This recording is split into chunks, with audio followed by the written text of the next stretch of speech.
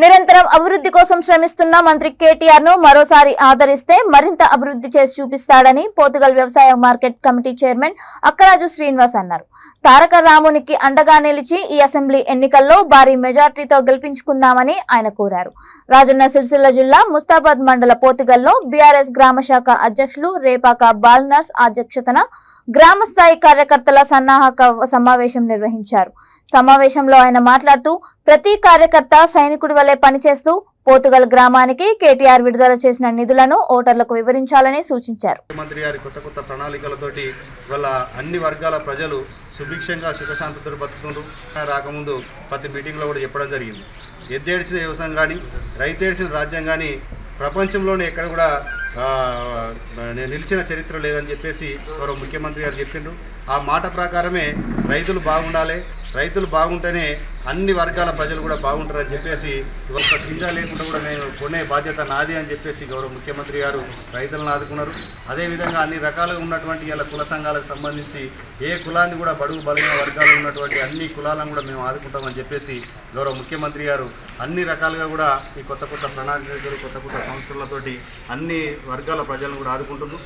అదన్నీ మన కేటీఆర్ గారు వచ్చిన తర్వాత పోతుగల్కి ఎన్ని రకాలుగా రోడ్లు అయినాయి, ఎన్ని రకాలు ఇవాళ మన గూడెం పోతుగల్ నుంచి గూడెం కానీ, పోతుగల్ నుంచి గూడూరు కానీ, పోతుగల్ నుంచి ఆవునూరు కానీ, పోతుగల్ నుంచి గండిలచ్చపేట, అదేవిధంగా మన పోతుగల్ నుంచి ఇప్పుడు రాళ్ళపేట వరకు కూడా డబల్ రోడ్ అయింది. అన్ని రకాలుగా కూడా మనకి ఇవాళ రోడ్లు బాగుంటే ఇప్పుడు 10-20 నిమిషాల లోపలే మనం సిరిసిల్ల చేరుకుంటున్నాం. సిరిసిల్ల మీటింగ్లో కూడా ముఖ్యమంత్రి వర్యులు మన పోతుగల్ గ్రామం గురించే మాట్లాడుతున్నారు.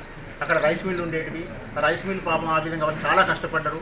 కష్టపడి అప్పుడు చేసేటువంటి వాళ్ళు లేక, నీళ్ళ సదుపాయం లేక, వడ్లు లేక, కొనేవాళ్ళు లేక వాళ్ళు రైస్ మిల్లు అమ్ముతున్నారు. ఇవాళ ఏ పరిస్థితి ఉందని చెప్పి రెండోసారి మాట్లాడారు ముఖ్యమంత్రి గారు. అంటే ముఖ్యమంత్రి గారికి మన పోతుగల్ అంటే ప్రత్యేకమైనటువంటి అభిమానం ఉంది. అదే వరుసలో చూసుకుంటే కేటీఆర్ గారికి కూడా ఎప్పుడైనా పోతుగల్ గురించే మాట్లాడతారు. అంటే వారికి ప్రత్యేకమైనటువంటి శ్రద్ధ, ప్రత్యేకమైన పట్టింపు, ప్రత్యేకమైన అభిమానం ఈ యొక్క గ్రామం పైన ఉంది. కాబట్టి అంత మంచి ముఖ్యమంత్రి గారికి మరియు కేటీఆర్ గారికి, ఇలా కేటీఆర్ గారు అంటే మీకు తెలుసు ప్రపంచంలో ఎక్కడికి పోయినా, భారతదేశంలో ఎక్కడికి పోయినా నా సిరిసిల్ల కాన్స్టిట్యుయెన్సీ అంటే ఒక సిరిసిల్లనా అంటారు. మీరు ఎవరైనా చాలామందికి అనుభవాలు ఉన్నాయి, మీరు సిరిసిల్లనా అంటారు. అంటే సిరిసిల్ల నియోజకవర్గంలో పుట్టడం నేనైతే నా అదృష్టంగా భావిస్తున్నాం, మనందరూ కూడా అదృష్టంగా భావిస్తున్నాం. అత్యక్తి కాదు అంటే ఎందుకంటే ఆ విధంగా ఆ నియోజకవర్గంలో పుట్టడం ఇక మీకు ఇవాళ అంటే గర్వంగా ఈ కండువా యొక్క అంత విలువ ఇక మన ప్రపంచంలో చూసినాం, భారతదేశంలో చూసినాం, ఎక్కడికి పోయినా సిరిసిల్లకు ఆ విధంగా గుర్తింపు. మరి అటువంటి కేటీఆర్ గారు మన దగ్గర భేదాభిప్రాయాలు ఉండొచ్చు, మన దగ్గర చాలా ఏదైనా ఉండొచ్చు, అవన్నీ కోసం మనం కొట్లాడాలి. ఎందుకంటే పోతుగల్ మీద అంటే మెజార్టీ రావాలి, పోతుగల్ల మీద చక్కగా ఐకమత్యం లేదు అనేటువంటి కొన్ని కాంప్లిమెంట్స్ కూడా అక్కడ సార్ దగ్గర ఉన్నాయి. కాబట్టి ఇప్పుడు మనమందరం ఏం చేయాలి, మేమంతా ఐకమత్యం ఉండం, భారీ మెజార్టీతో అన్నా మీకు ఈ విధంగా మెజార్టీతో గెలిపిస్తున్నాం, మీకు ఈ విధంగా ఇస్తున్నాం అంటే మన పోతుగల్ ఏ పని అడిగినా కూడా అసలు అడగకుండా పని చేస్తుంది. ఇప్పుడు ఈ మెజార్టీ ఇచ్చిన తర్వాత మనం తప్పకుండా 100% కేటీఆర్ దగ్గరికి పోతాం. తప్పకుండా నిన్న ఈ మెజార్టీ వచ్చింది, మేమంతా ఐకమత్యంగా పనిచేసాం కనుక మాకు సంపూర్ణ మద్దతు ఇస్తేనే మేము నాయకులమైన. ఇలా పదవులు ఉన్నాయి, ఈ పదవి ఇవ్వాలి ఉంటుంది, రేపు ఇంకో దగ్గర రేపు మీ దగ్గరనే ముంగటి ఉండొచ్చు. అట్లా కాదు, ఈ పదవులు శాశ్వతం కాదు, మన పనితనం శాశ్వతం. వారం 10 రోజుల్లో పైసలు పడుతుంది.